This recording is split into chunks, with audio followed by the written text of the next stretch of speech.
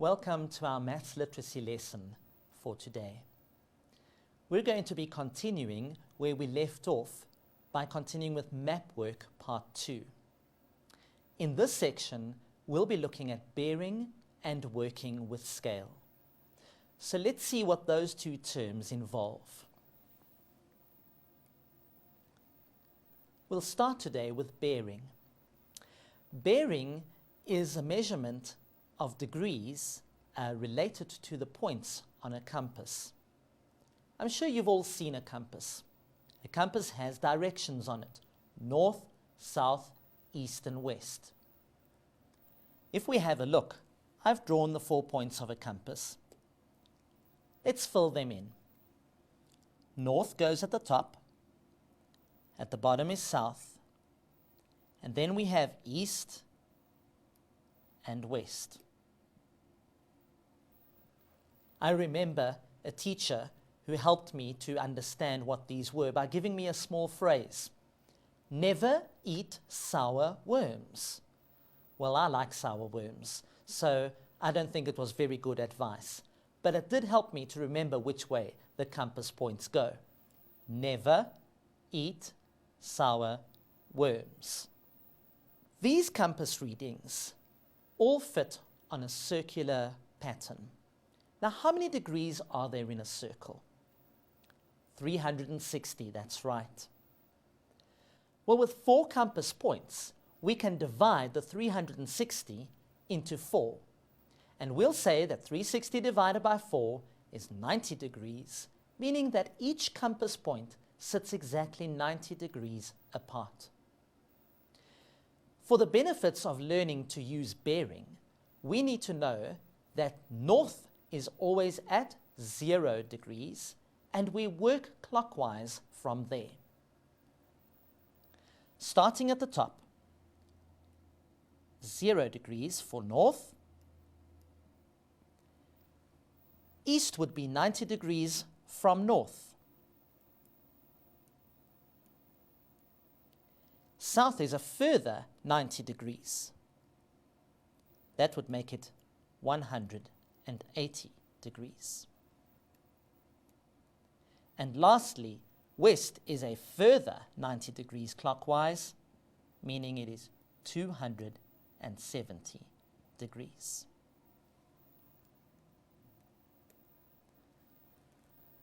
Now, north, south, east and west are the simple compass points, but there are many more points that we can use. What about a direction that is somewhere between north and east, for example? Looking back at our previous picture, that would be somewhere over here. What would we call that direction? Well, since it appears between north and east, halfway between north and east would be northeast. Let's fill these compass points on our compass below.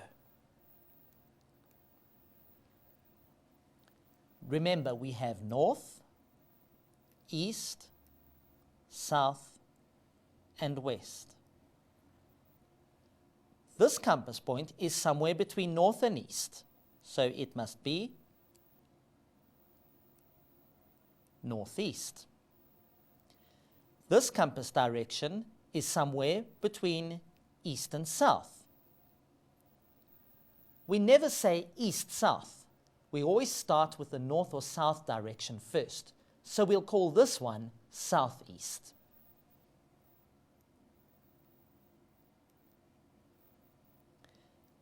This compass point is somewhere between south and west. So it will be southwest. And the last one will be between north and west. It will get the direction northwest. Can you see how many degrees each of these new direction points would have? Well, let's start at the beginning again. Remember, north is always 0 degrees. So here we have 0 degrees. How many degrees does it take for us to get to this point? Well, it's halfway between the 0 and the 90 degrees that we had for east.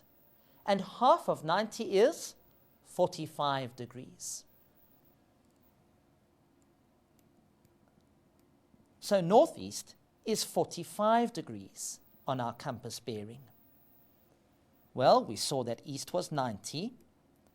Let's add another 45 to get to this one, the southeast direction. That would be 135 degrees. Then we move to south, which is 180 degrees. Southwest would add a further 45, giving us 225 degrees. West is another 45, so that takes us to 270 degrees. And then we're going to add on a further 45 to get 315 degrees. And getting back to 45, that will get us back to north. That will complete our circle, making it a full 360 degrees.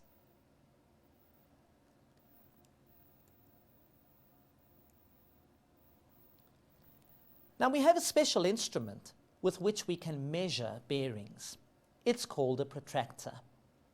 I'm sure you have one in your math set.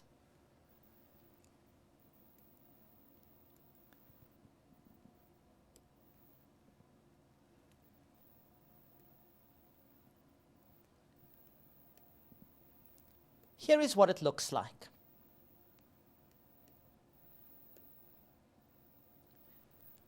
It's that half circle. If you're fortunate enough, perhaps you've got a full circle protractor. You do get those, but most math sets actually only come with a half circle, simply so that they can fit into the tin. How do we use one of these?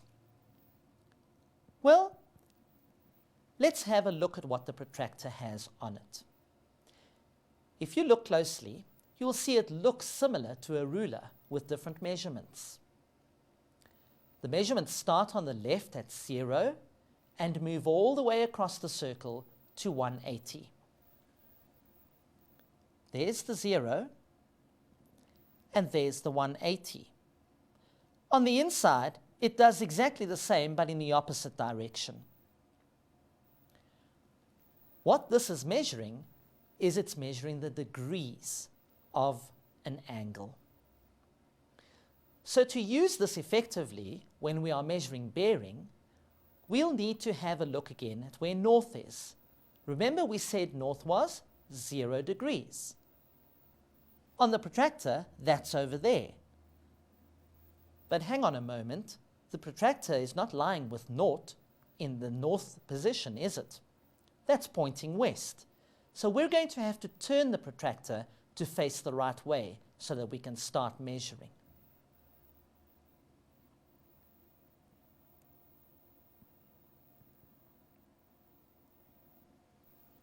That's better. Now it's lying on its side. And we can see that north is pointing where the 0 degree mark is now. There it is. Now, can you see the line that we have drawn on the screen? We would like to measure what the bearing of that line is. I'm going to draw in a simple compass point reading to give you an idea of what is there.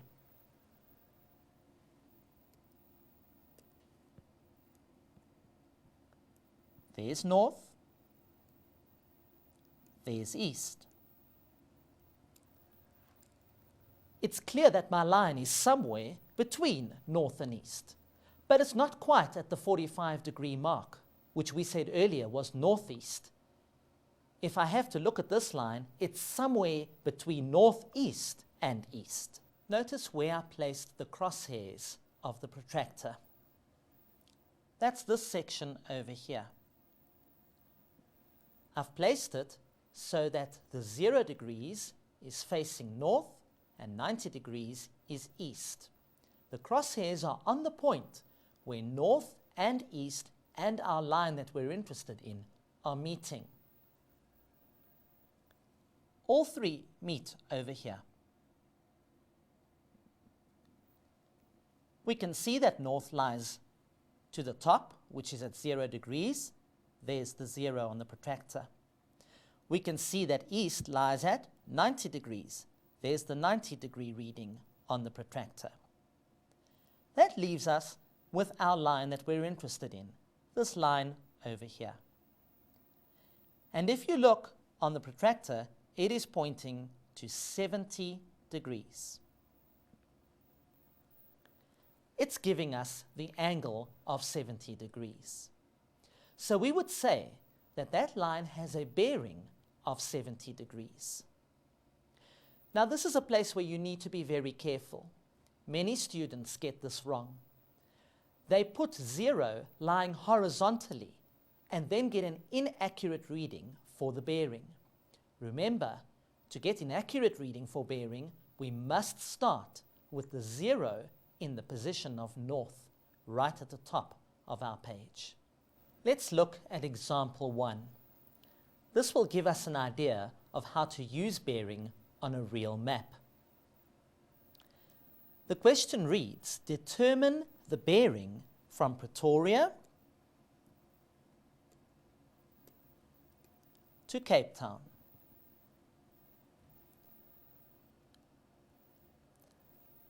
On the map, we'll need to locate these two towns. There's Pretoria, and there's Cape Town. The next step will be to draw a line from Pretoria to Cape Town.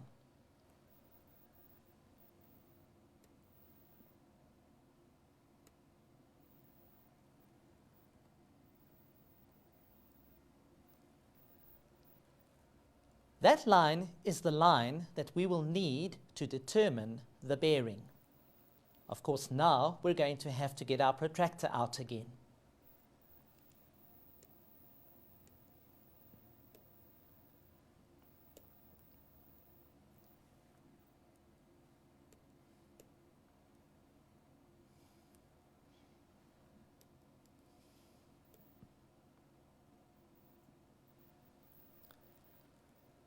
At the moment, the protractor is not lying in the correct position.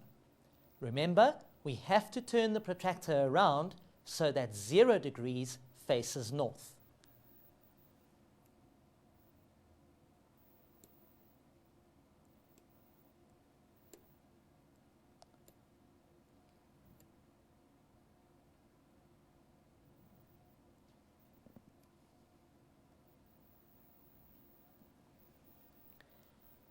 Secondly, we're going to have to move the protractor so that the point that we want to start from is lying on the crosshairs.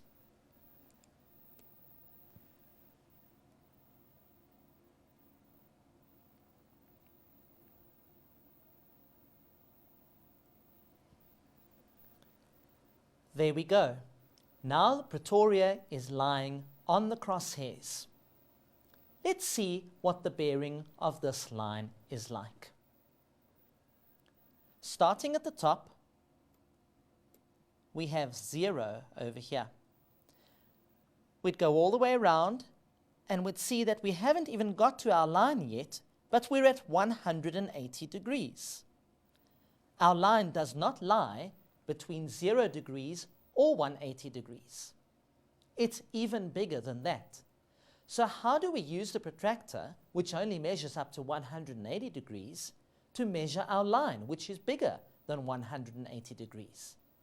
Well, we'll have to flip the protractor over because we don't have a full protractor or a full circle protractor. This is only a half circle. Because our line is greater than 180 degrees, we're going to need to flip the protractor over so that we can measure the other side.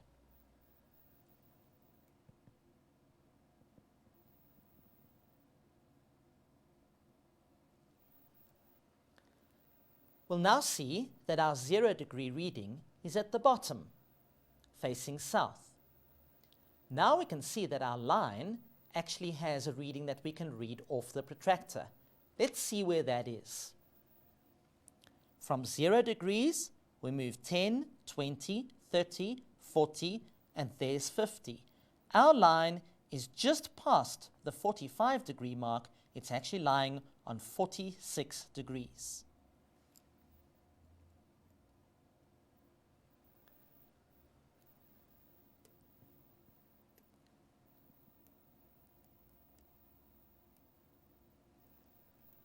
So the line that we're interested in is 46 degrees past 180 degrees. Remember, we had to start with 0 degrees for north. And we went a full 180 degrees and still didn't get our line.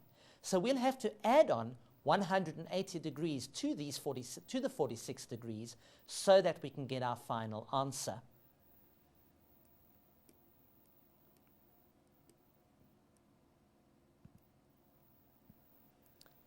The total comes to 226 degrees.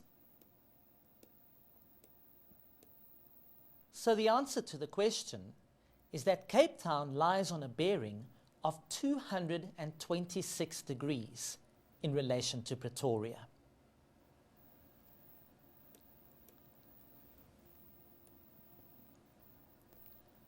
Let's move on to the next section. This section is called Working with Scale. A scale is a ratio. Have you seen that word before? It shows us how the measurements of an object are related to the measurements of an enlargement of the same object. Remember that ratios are given in terms of two numbers that are said to be proportionate. An example is 1:100. When it comes to scale, what we are saying is that one unit of measurement, on maybe a picture or a map, relates to 100 units of the same measurement in real life, perhaps a floor plan of a house or on the Earth's surface if we're talking about maps.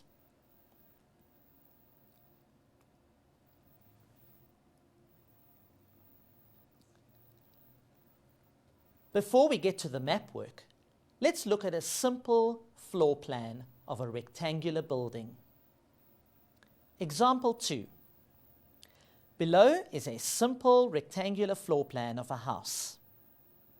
The scale is given as 1:200. The length of the plan measures, well, we don't know what it measures, so we'll have to use a ruler. Using our ruler, we can see that it measures 8 centimeters across.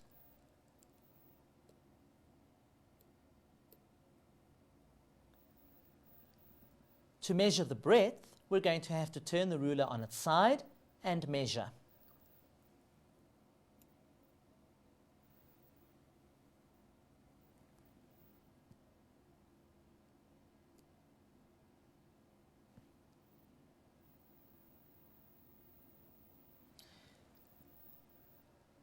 Using the ruler, we can see that the breadth is 4 centimeters in length.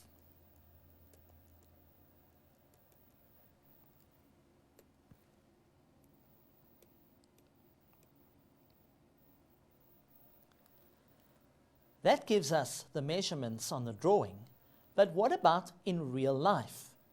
This is where the scale measurement or scale factor comes in. Remember that the scale said 1:200. What that means is that one measurement on the plan is equal to 200 measurements in real life. Now, since we measured in centimeters, we can say that 1 centimeter on the plan is equal to 200 centimeters in real life. Let's calculate what the length of our house would be in terms of measurement. We already saw that it was 8 centimeters for the length. In real life, we'll have to multiply 8 centimeters by 200.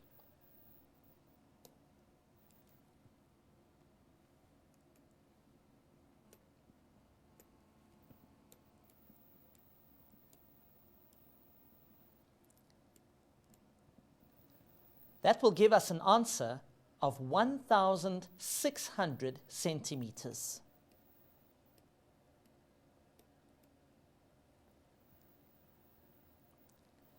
We can do the same for our measurement of breadth. That one was 4 centimeters. Again, using our scale, 1 centimeter is equal to 200 centimeters in real life.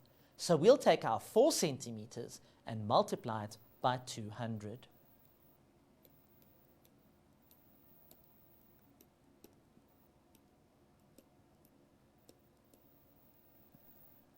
And that gives us an answer of 800 centimeters.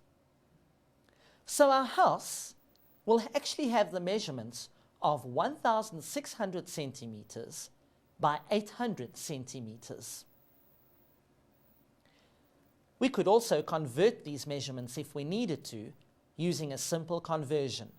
Remember that in every 1 meter there are 100 centimeters. So if we wanted to turn our measurement into meters, we'd take 1,600 and divide it by 100. Dividing by 100 gives an answer of 16 meters. In the same way, we can divide 800 centimeters by 100 and convert this to meters. That would equal 8 meters. Let's look at the next section of the question. Using the scale given, determine the actual size of the length and breadth of the house. Well, we've already done that, so let's fill in the answers. 16 meters in length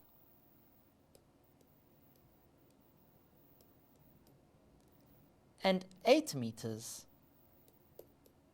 in breadth.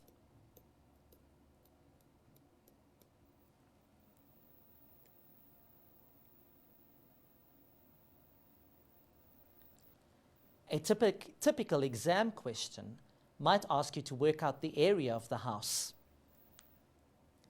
The area of the floor plan would be 8 centimeters by 4 centimeters, which would equal 32 square centimeters. Using our conversions, the area of the actual house is 16 meters by 8 meters. And that equals, well, you might need a calculator for this one, but the answer comes out at 128 meters squared. Remember, in the exam, if you do need a calculator, use it. It's always wise to check.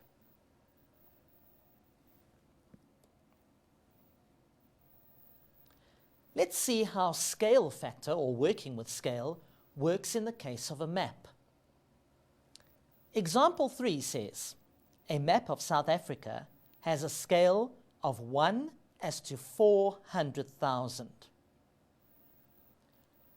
What that means is that 1 unit of measurement on the map is the same as 400,000 units of that same measurement on the actual Earth's surface. Let's fill this in on our chart. It says that this means that 1 centimeter on the map equals, that will be 400,000 centimeters on the ground.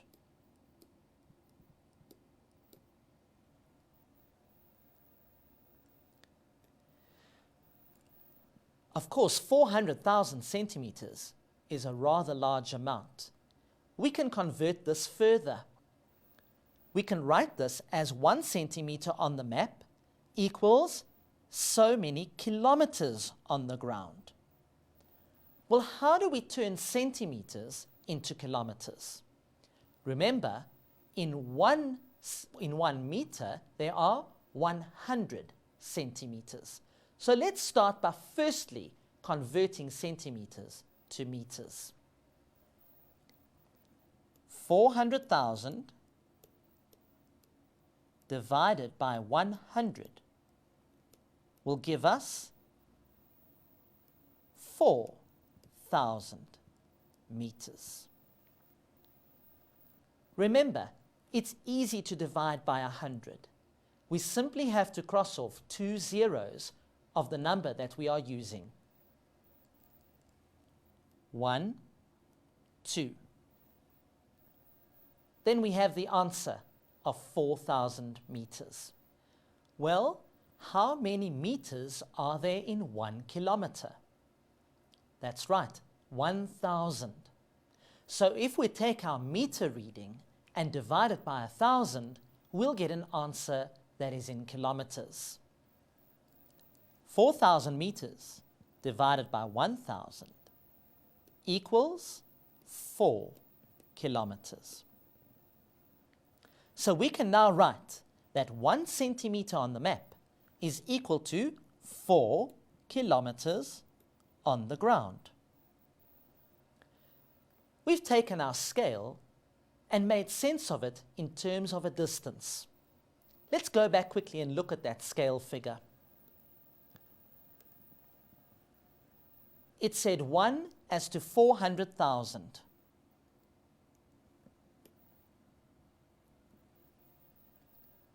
We've suggested that converting to kilometers is easier to work with. 1 centimeter is 4 kilometers on the ground. So let's see how we can use our measurement a little more accurately. If Thabo measures the distance from Port Elizabeth to Grahamstown on the map as 21 centimeters, calculate the distance on the ground between the two locations. Well, Thabo says that the measurement on the map is 21 centimeters. 21 centimeters on our map surface is equal to 21 times 400,000 on the real Earth surface. So we'll have to multiply this number by 400,000.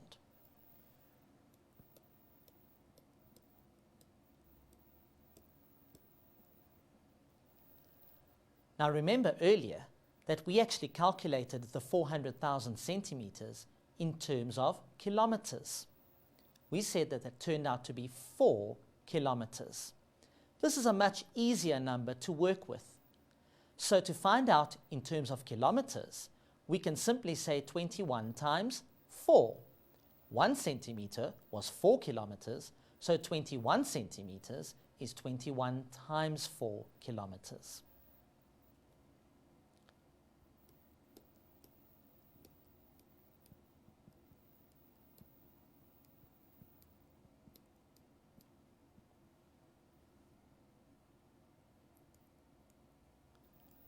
Well, 21 times 4 gives us a distance of 84 kilometers.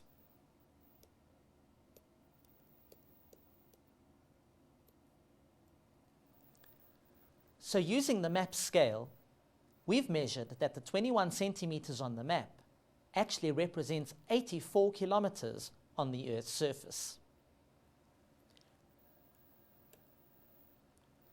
In real life, Grahamstown and Port Elizabeth are actually about 90 kilometers apart. The question often gets asked in exams, why is there a difference between the measurement you've calculated and the reading of perhaps a 90 kilometers that might be given on a road? The answer is simple. When we draw a line from Port Elizabeth to Grahamstown, we're drawing a direct line. And we do not have a straight road from Port Elizabeth to Grahamstown. That road has some winds in it. It turns from left to right and winds its way around the mountains. That is why the distance on the actual road is often longer than the distance measured in a straight line from one town to another.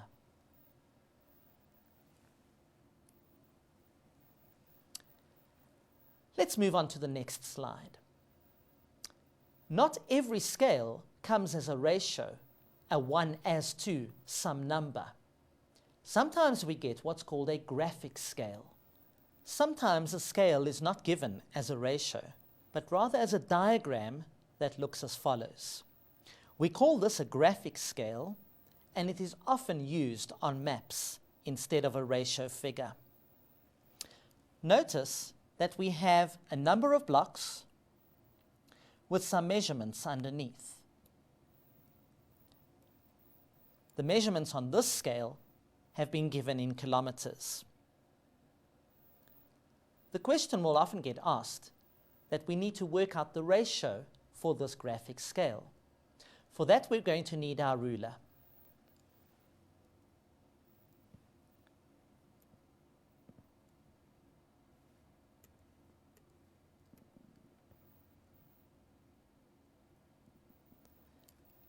With the ruler, we'll need to measure a section of the graphic scale.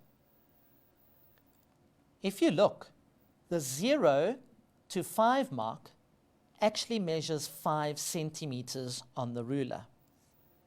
This means that 1 centimeter represents 1 kilometer. Every 1 centimeter of the ruler is actually representative of 1 kilometer on the ground.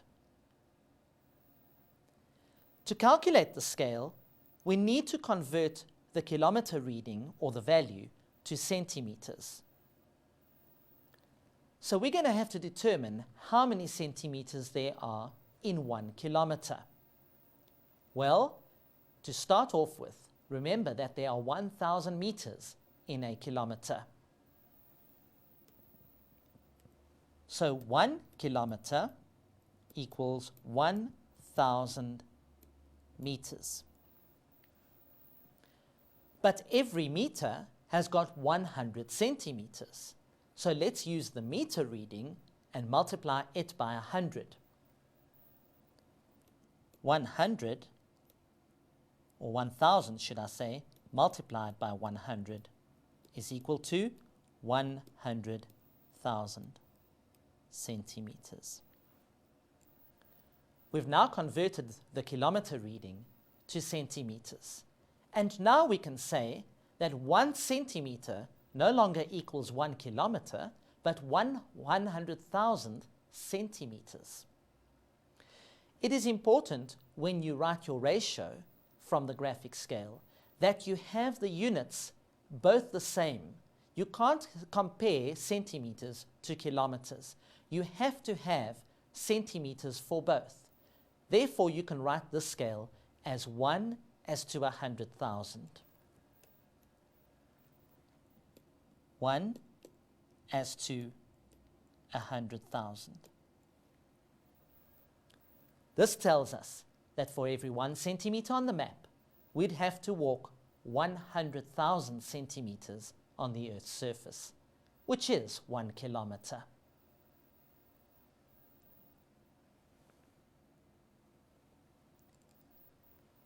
Let's do an example and see how it works. Example number 4 says, use the graphic scale below to determine the scale as a ratio. Here we've been given a graphic scale with measurements 3 meters apart. 0, 3, 6, 9, 12. Again, we're going to need our ruler so that we can measure our scale.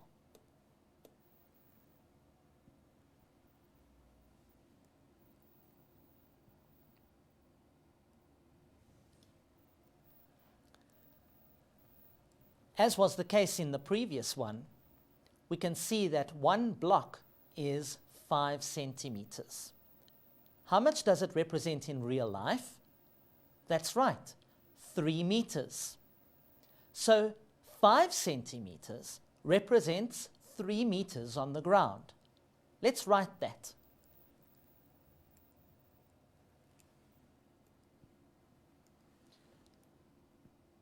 Five centimeters equals 3 meters on the ground.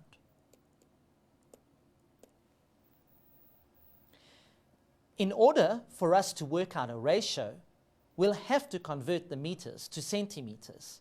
Remember, we're not allowed to write a ratio unless both sides are using the same units. So let's convert the 3 meters. to a centimeter reading. 3 meters equals 300 centimeters. Remember again that for every 1 meter, there are 100 centimeters. We can rewrite our scale now as saying that 5 centimeters gives us 300 centimeters on the ground. That's a ratio of 5:300, a perfectly legitimate answer. However, for the sake of simplicity, it is always useful that we actually convert and try and reduce our ratio to a 1:to something number. Well, to get from 5 to 1 is easy. We'll have to divide by 5. 5 divided by 5 equals 1. Of course, for ratios, if we do it to the one side of the ratio, we have to do it to the other side as well.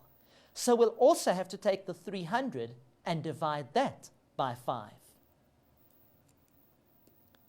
300 divided by 5 equals 60.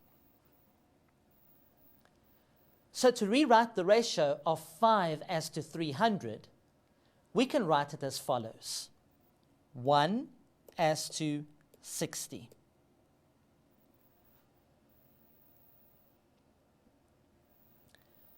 That means that the graphic scale that we've been given has a ratio reading of 1:60. Or to put it in terms, 1 centimeter of the scale is actually 60 centimeters on the actual surface of whatever we were measuring.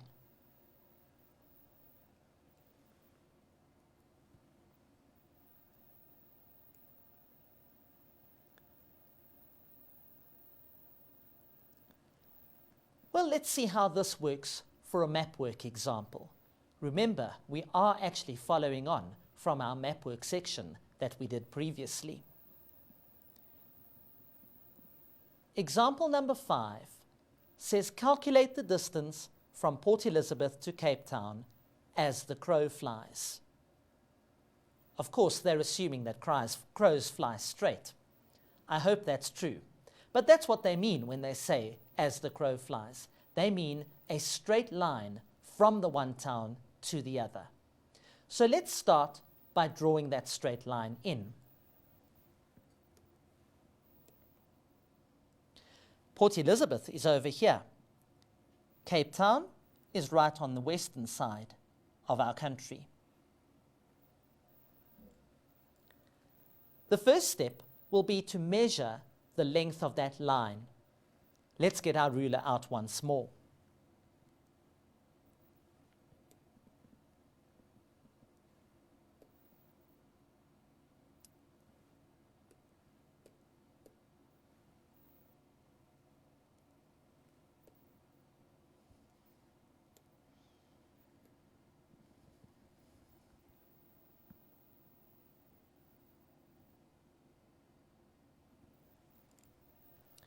That line measures just over 9 centimeters.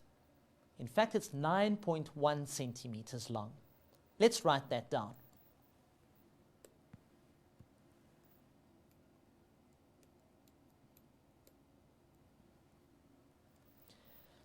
Now it will be important to go and check out what the map scale is.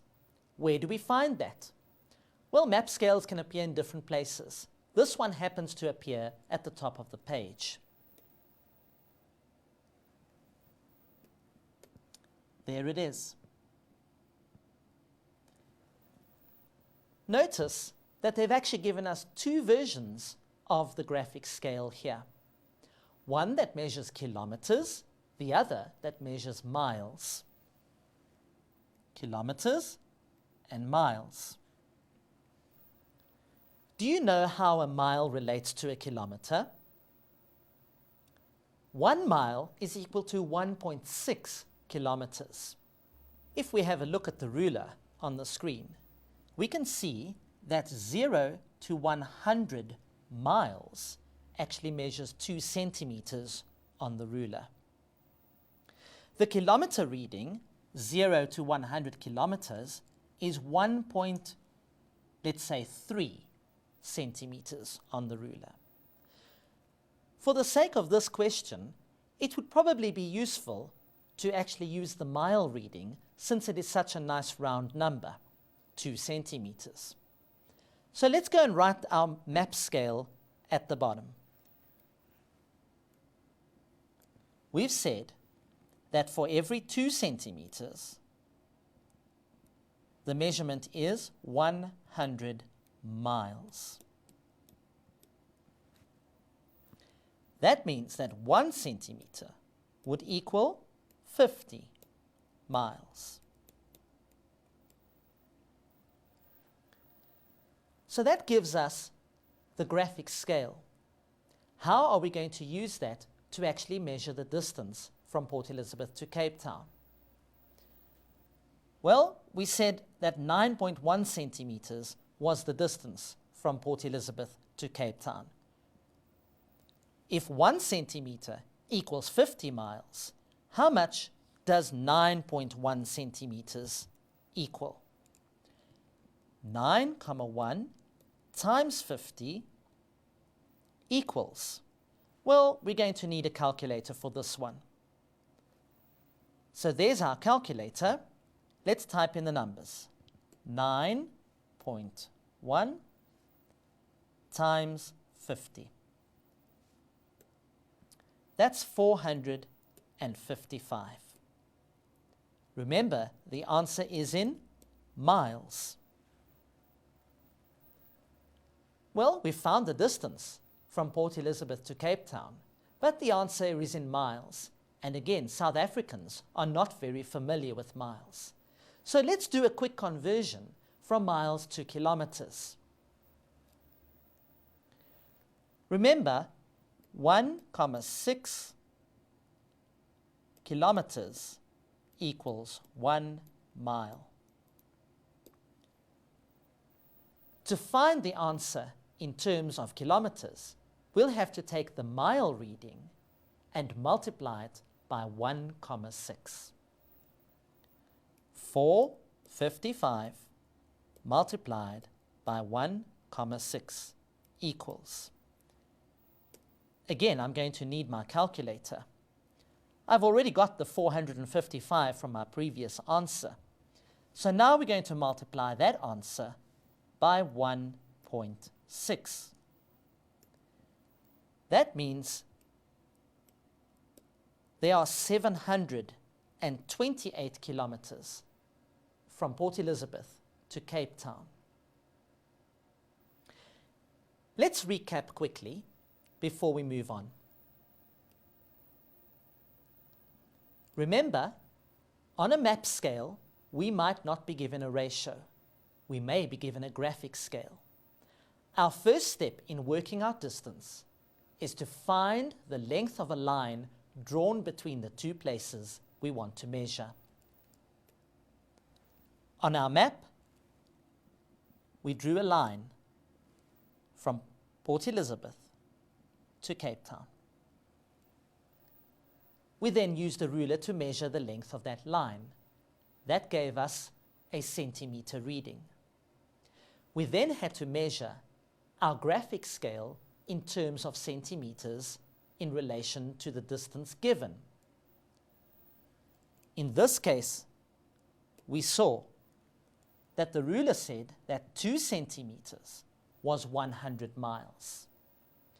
We used that reading to convert or multiply the centimeter reading of our line from Port Elizabeth to Cape Town with that graphic scale measurement of 1 centimeter is equal to 50 miles. That gave us an answer in terms of miles. 9.1 times 50 equals 455. And of course, we didn't want our answer in miles, we wanted it in kilometers.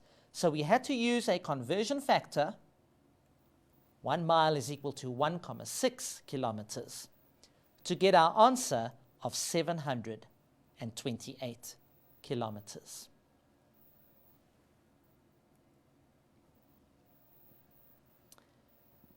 Lastly, a final example using scale factor.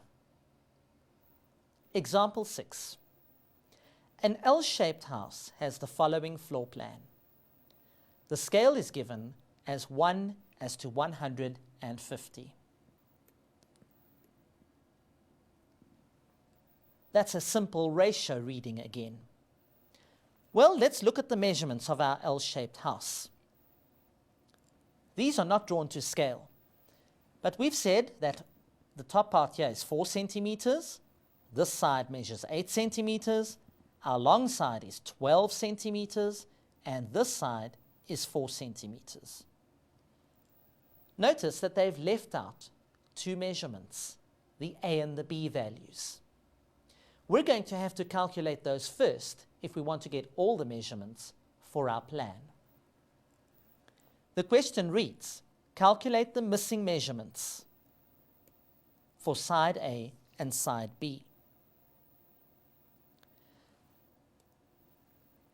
Well, the long side is 12 centimeters, but the side up here is 4 centimeters. This side plus A would make up the total length of the long side. So I can say that 4 plus A must equal 12. Therefore, A must equal 12 subtract 4, which equals 8 centimeters. Let's fill it in. A equals 8 centimeters. In the same way, I can see that the long breadth over here is 8 centimeters, but that this breadth over here is 4 centimeters. This breadth plus B must equal the 8 centimeters. So 4 plus B equals 8 centimeters. Therefore, B equals 8 minus 4, which equals 4 centimeters. Let's fill it in.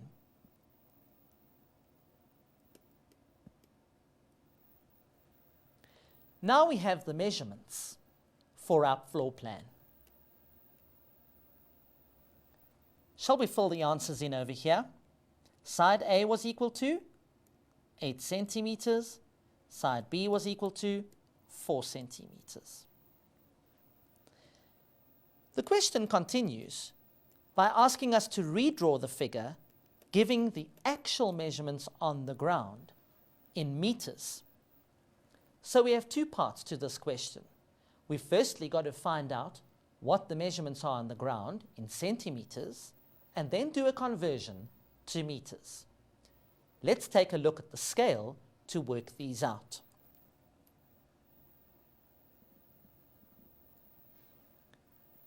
Our scale was 1:150. There it is.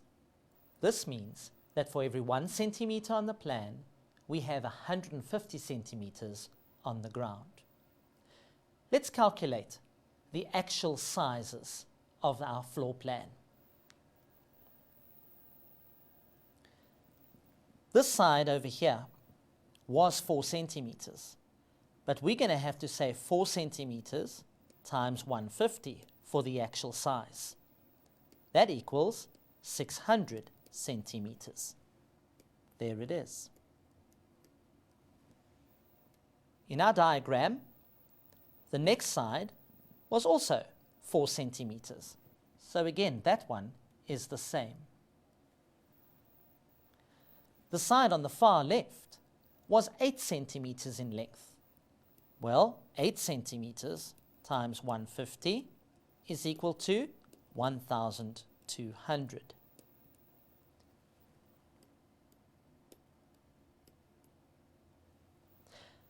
Our very long side at the bottom was 12 centimeters in length.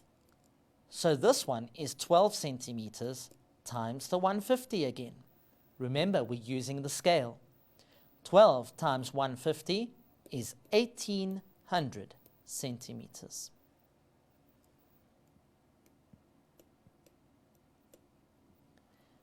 And lastly, we had the missing sides A and B. Remember, A was 8 centimeters and B was 4 centimeters. Well, we've already calculated the 8 centimeters. There it is, 1,200 centimeters. And 4 centimeters was 600 centimeters. Now we have all the answers for our floor plan as it is in real life. Of course, we've got one final part to go. The question asked us to write the answers in meters. So we're going to have to do a simple conversion. Again, there are 100 centimeters in 1 meter. Let's convert each of our readings to meters. 1,200 centimeters will be 1,200 divided by 100. That means 12 meters. So I would write 12 meters on that side. Similarly, I can take the other centimeter readings and divide each of them by 100. Let's do that quickly. 600 divided by 100, that equals 6. So that one is 6 meters. Similarly, this one is also 6 meters. This side is 12 meters. 6 meters. And the last one, the long side, is 1,800 centimeters divided by 100. That makes it 18 meters.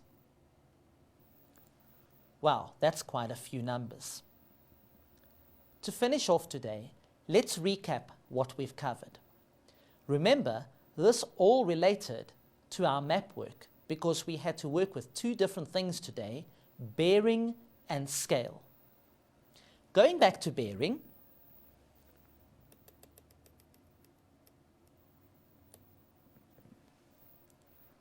remember that we worked with a compass reading.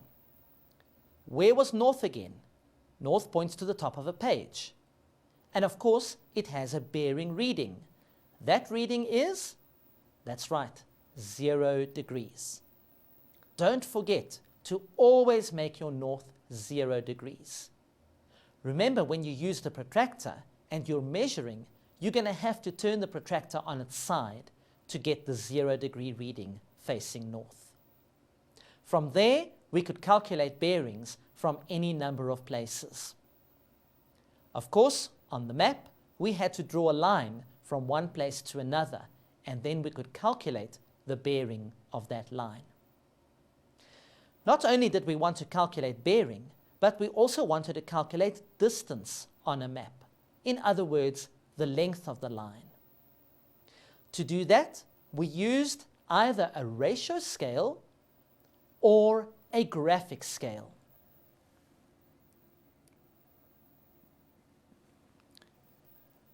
Remember, our ratio scale was given as 2 numbers that are proportionate.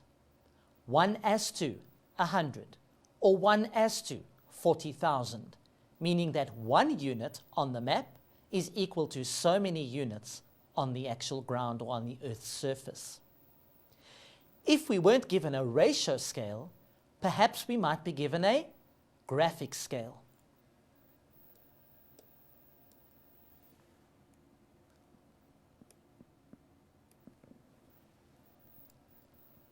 The graphic scale was a set of bars or lines that had equal measurements between them. Looking at our screen again, remember we had 0, 5, 10, 15, and 20 kilometer intervals.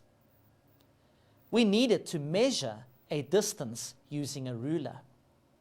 We measured that distance and then turned that into a ratio reading. I hope that you have learnt how to use bearing and scale with regards to your map work questions.